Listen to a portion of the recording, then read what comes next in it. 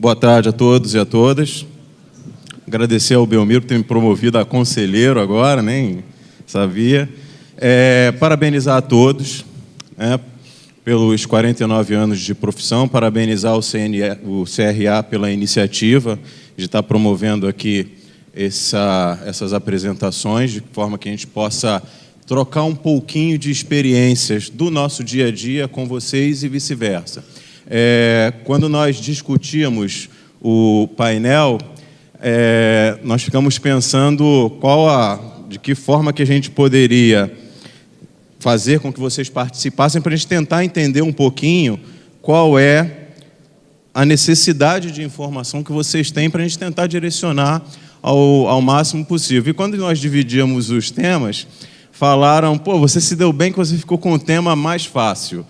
Você tem o foco aí na lei, que é política, de resíduos sólidos e tal. Os outros temas são mais complexos, mas eu estou vendo que nessa história toda eu acabei me ferrando, porque eu vou falar de dois assuntos chatos, Porque é lei, política, acho que a maioria fica sempre com o pé atrás, e lixo, Acho que a maioria das pessoas aqui não se preocupam no dia a dia com o seu lixo. Ou será que eu estou enganado? Falando do básico, A nossa Carta Magna, que é a Constituição Federal, no seu artigo 225, já fala da importância da preservação ambiental e de que ela é responsabilidade de todos nós. Ou seja, não é de responsabilidade só de quem faz as leis, não é de responsabilidade só do município que tem que coletar o resíduo. Não, é responsabilidade minha, sua e de todos nós. E por isso que a mensagem que eu gosto de passar como ponto de partida para essa história toda é que falar de sustentabilidade, falar de meio ambiente, falar de resíduo, tem que falar de educação. É exatamente o que a gente está fazendo aqui, é exatamente esse tipo de troca que a gente quer fazer com vocês, que vocês saiam daqui hoje com um mínimo, pelo menos, de informação para que, caso seja do interesse de cada um, buscar maiores detalhes. E eu vou tentar dar uma passada aqui bem rápida, bem objetiva. A lei ela é bem extensa, E eu vou focar em alguns tópicos que eu considero relevante, e aí vocês fiquem à vontade para poder fazerem qualquer questionamento ou participar depois do debate conosco. Essa foto aqui, se eu não me engano, eu tirei a foto que vai vir a seguir, ali é a localização para vocês se situarem, mas é o rio Meriti, no cruzamento que ele tem ali com a Washington Luiz. Acho que todo mundo sabe mais ou menos onde é que fica, porque logo adiante a gente já tem a Baía de Guanabara e aqui já é a cabeceira do aeroporto do Galeão, ou seja, a porta de entrada não só do Rio de Janeiro, mas do Brasil, por conta dos voos internacionais que chegam. E eu tirei essa foto em 2008. Hoje, se você passar por lá, com certeza você vai encontrar um cenário bem parecido com esse, ou até pior. Tem uma outra foto, só que a gente não gosta, de repente, de colocar muito, porque às vezes choca.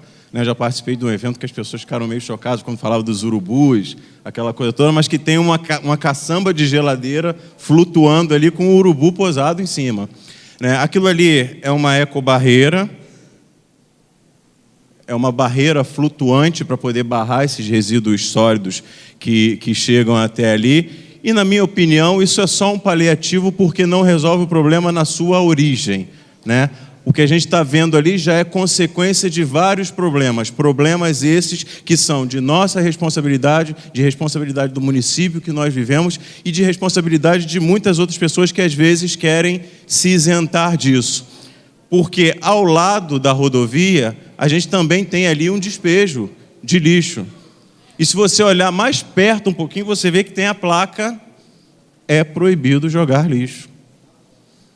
E assim, todo mundo sabe disso, Mas por que ainda fazem? Exatamente porque ainda falta educação, ainda falta consciência. E dessa forma eu queria começar então com vocês já fazendo essa pergunta. O que você faz com o seu lixo? Separa para coleta seletiva. 2, coloca na sacolinha de mercado e joga fora. 3, eu não sou responsável pelo meu lixo. Então, gostaria de convidar vocês a selecionarem a opção de vocês e apertar o OK.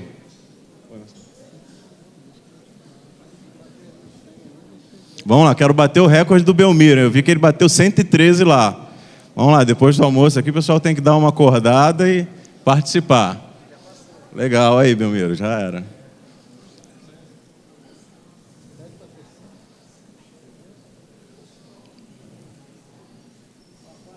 Ok. Pode fechar, Belmiro ganhou essa, mas na próxima qual o resultado?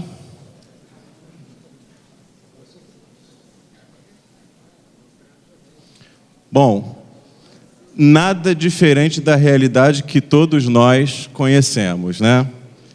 18% separa para coleta seletiva e mesmo esses 18% eu garanto que se perguntam, que coleta seletiva?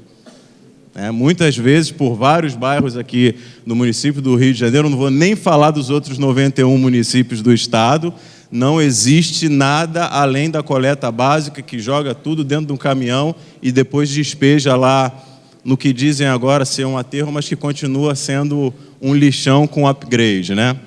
A maioria das pessoas, e isso é fato, né? E nós soubemos disso há um tempo atrás por conta da polêmica das sacolinhas que são demonizadas, coloca o seu lixo na sacolinha e joga fora. Ou seja, eu tiro de mim essa responsabilidade. Ensaquei, coloquei no portão, coloquei no container, acabou o problema. Mas será que de fato acabou ali o problema? Aqui no centro do Rio, se vocês passarem por volta das 5, 6 horas, hoje já é mais difícil por conta de todas as obras, né? Mas você via várias pessoas amontoando papéis, lixo, saco de lixo e, sei lá, 10 horas da noite você passa ali e não tem mais nada. Eu fico imaginando que as pessoas acho que pensam que num passe de mágica aquilo ali desaparece, né? Mas não, aquele material todo é recuperado, revalorizado como matéria-prima, porque no caso do papel, a gente não está falando de lixo. Papel é feito de celulose. Celulose é uma commodity com cotação internacional, sujeita a variação de câmbio, a um montão de coisa, assim como a latinha que é feita do alumínio, o ferro, o cobre e por aí vai. Bom, pelo menos a gente tem uma boa notícia aqui, ó. Ninguém acha que não é responsável pelo seu lixo. Vocês estão de parabéns. Agora a gente vai falar da política. Era uma vez uma lei que tramitou por 20 anos. Acreditem, acredito que a lei seja mais antiga do que algumas pessoas aqui nessa plateia. Ela ficou circulando pela Câmara e pelo Senado Federal durante 20 anos. Depois que você passa a estudar um pouquinho mais o assunto, você percebe que, diante da complexidade do nível de responsabilidade que a lei imputa à sociedade e a todos os atores, né, envolvidos no setor produtivo do nosso país, com certeza houveram muitos interesses que não permitiram que essa lei fosse adiante. Mas em 2010, em agosto de 2010, a lei foi sancionada, e a partir daí começaram todos os desdobramentos de regulamentação, dos dispositivos, essa coisa toda. A gente chama de PNRS, né? Mas trata-se da Lei 12.305 de 2010, que institui a Política Nacional de Resíduos Sólidos. Deixa eu pegar minha colinha aqui, porque o texto é grandinho. A Política Nacional de Resíduos Sólidos reúne o conjunto de princípios, objetivos, instrumentos, diretrizes, metas e ações adotadas pelo governo federal, isoladamente ou em regime de cooperação com estados, Distrito Federal, municípios ou particulares, com vistas à gestão integrada e ao gerenciamento ambientalmente adequado dos resíduos sólidos. A PNRS é regulamentada pelo Decreto 7.404, também de 2010, que também é conhecido como a Lei Procatador, e integra, né? Aqui a gente já percebe que essa lei ela não é um fato isolado. A gente já viu que na Constituição Federal a gente já tem a menção da importância do meio ambiente, e essa lei, na verdade, ela surge como um norte, um direcionamento do governo federal, do Ministério do Meio Ambiente, do que se espera que nós façamos com os resíduos sólidos daqui por diante. Então, ela faz parte da Política Nacional de Meio Ambiente, que é a Lei número 6.938 de 81, articula-se com a Política Nacional de Educação Ambiental, Lei 9.795 de 99, com a Política Federal de Saneamento Básico, Lei 11.445 de 2007, e com a Lei dos Consórcios Públicos, que é a Lei 11.107 de 2005, que é onde os municípios podem se consorciar, por exemplo, se unirem para poder montar um aterro sanitário que atenda a vários municípios e não um só, por conta do investimento que é muito alto, né? Então, hoje a gente já tem um norte. Hoje, nenhum empresário, nenhuma indústria, nenhum município pode dizer que não trata o resíduo do seu que é gerado ali na sua região, porque não sabe o que fazer com ele. A lei, ela já tem as informações necessárias para que seja dado o destino correto para esse resíduo, para esse lixo. E a lei institui também uma ferramenta muito importante, que é o Plano Nacional de Resíduos Sólidos. O plano prevê, ele é elaborado sob coordenação do Ministério do Meio Ambiente, tem vigência por prazo indeterminado e horizonte de 20 anos, com atualização a cada 4 anos, e contempla os diversos tipos de resíduos gerados, alternativas de gestão e gerenciamentos passíveis de implementação, bem como metas para diferentes cenários, programas, projetos e ações correspondentes. O plano mantém estreita relação com os planos nacionais de mudança do clima. Não sei se vocês têm viram, mas desde ontem a pauta do telejornal é o aquecimento global, que atingiu níveis exorbitantes, e a emissão de carbono bateu o recorde de 30 anos atrás, e é uma situação que é praticamente irreversível. Então, qualquer ação que a gente possa fazer imediatamente já ameniza isso. E além do Plano Nacional de Mudança do Clima, tem o de recursos hídricos, de saneamento básico e de produção e consumo sustentável.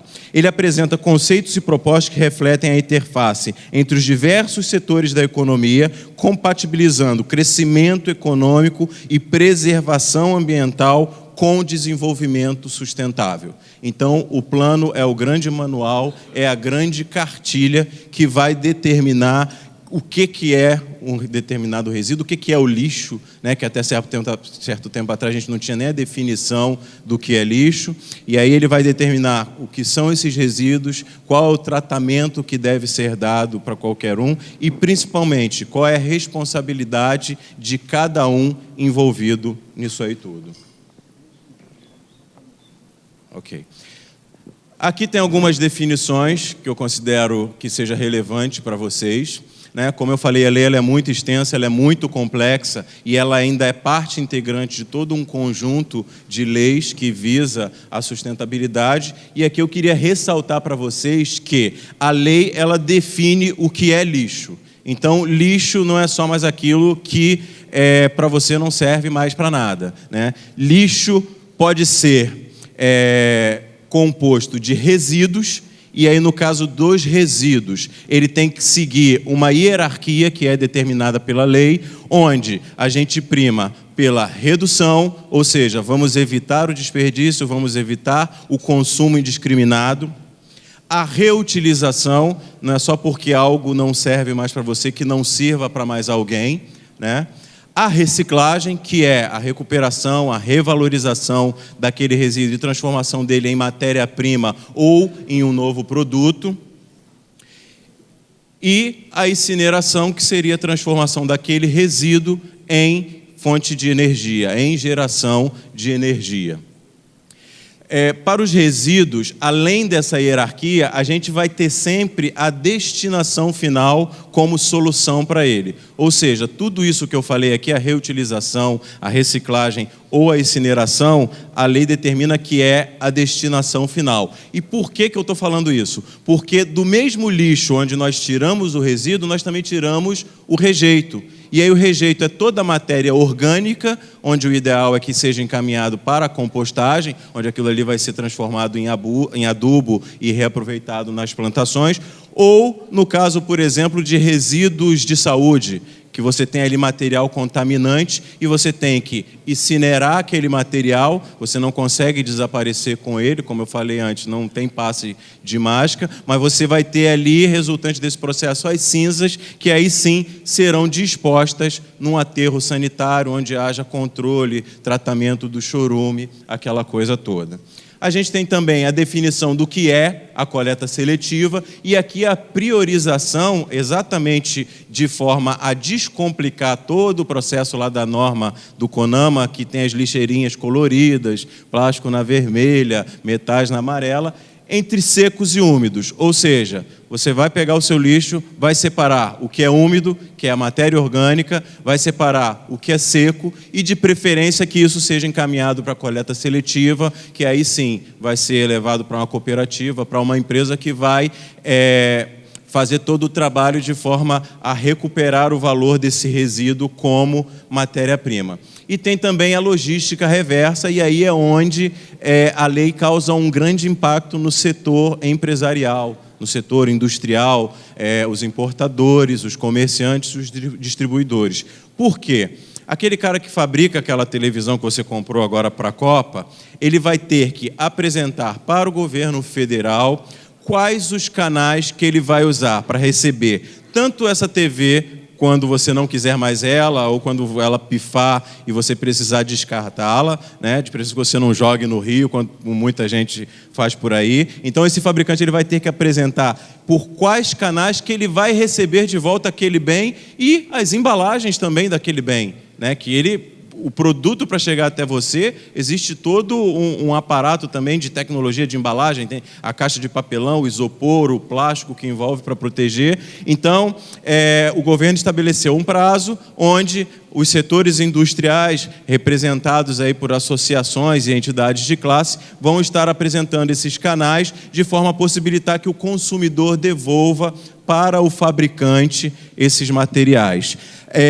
Vale ressaltar ainda que a lei ela tinha um prazo previsto para a erradicação dos lixões, que venceu agora no dia 2 de agosto, ou seja, mês passado, está bem recente, e menos da metade dos municípios brasileiros entregaram a sua proposta para o governo federal.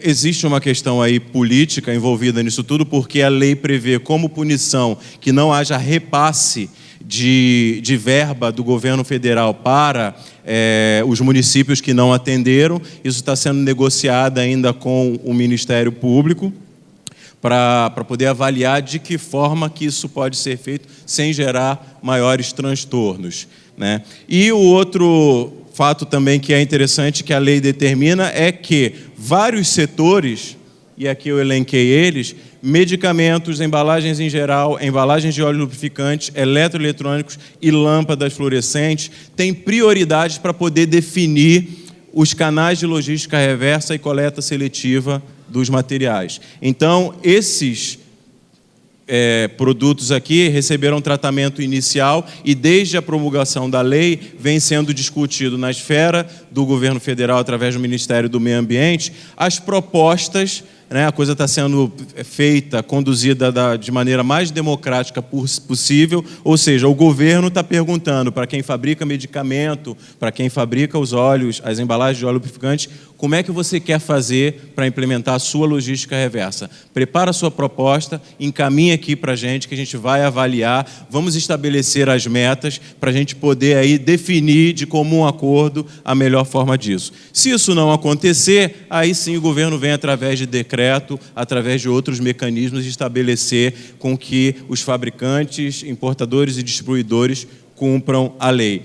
Até agora, o único acordo setorial, ou seja, o único setor que já assinou o acordo setorial com o governo foi de embalagens de óleo lubrificante. Existem outras iniciativas que são tomadas como referência, como é o caso do INPEV, que é um instituto que trata das embalagens de agrotóxico. Então, hoje, essa cadeia produtiva, ela obriga que o produtor rural devolva todas as embalagens de agrotóxico no ato da compra de novos produtos para que eles encaminhem para uma estrutura que eles montaram, onde todo esse material é reciclado e volta, inclusive, a fazer parte de novas embalagens de agrotóxico.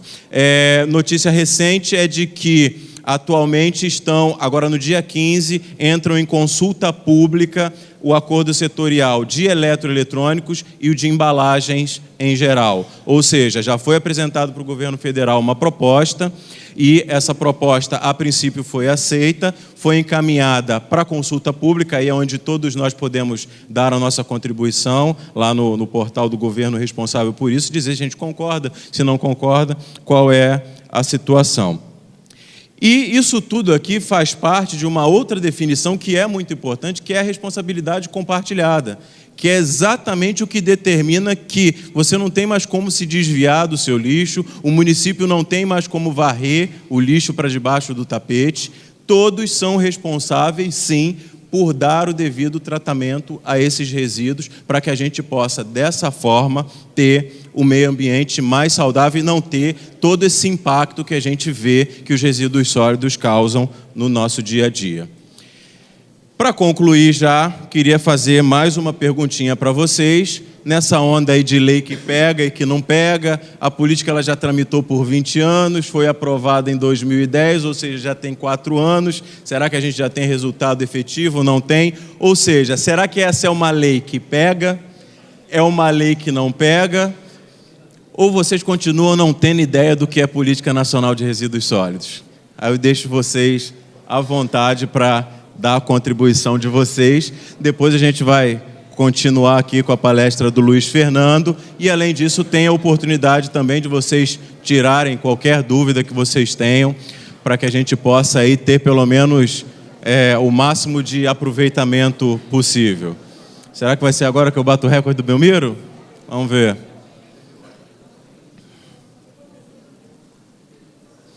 Ó, vou ficar muito triste se tiver alguém votando aqui no 3, hein? Não é legal. Aí, mais um só para bater o... Aí, pronto, empatamos, Belmiro. Ganhei, beleza, obrigado, pessoal. Pode fechar a votação, estou satisfeito. Nada como uma disputa saudável. Vamos ver então qual foi o resultado. 57% acha que a lei pega. Legal, é maioria. 39% acha que não pega. Realmente os desafios são grandes. Eu não posso me enquadrar aqui, porque senão eu estaria jogando no time contra aqui, né? Porque eu estou falando sobre isso, eu atuo nessa área, mas eu acredito sim que o resultado dessa lei só vai poder ser visto daqui a longuíssimo prazo. E teve aqui uns figuras que colocaram ainda que não sabe o que é. Esse pessoal aí depois me procura aqui na saída para a gente conversar pessoalmente. Muito obrigado, pessoal.